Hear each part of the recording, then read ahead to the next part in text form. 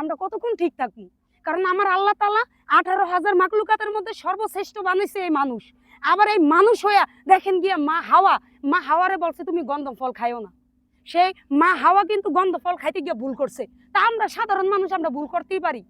এটা তো আমাদের গোড়া থেকে আইছে, ইতিহাস থেকে আইছে। ভুল যেমন আছে সংশোধন আছে।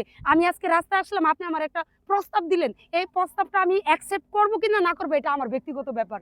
আমার এটাতে মানে ইনভলভ হইলে চলবো না। আমার হাজবেন্ড বললো যে রুবি, বাংলাদেশের মধ্যে তুমি তো গান করো, যেহেতু সব জায়গায় যাইবা, সবাই তোমারে বলবো, আমি তোমার মুক্ত পাখির মতো ছাইরা দিলাম। তুমি যদি ওই মুক্ত পাখির মতো বাতাসে উড়ার পরও যদি তুমি আমার সংসারে আসো, তাইলে বুঝবো তুমি আমার স্ত্রী।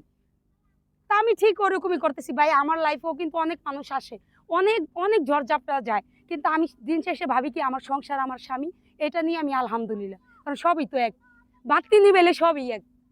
অনুচিত কথা কইতে গেলে কিন্তু মুখ খারাপ হয়ে যায়, কারণ এটাই উচিত কথা।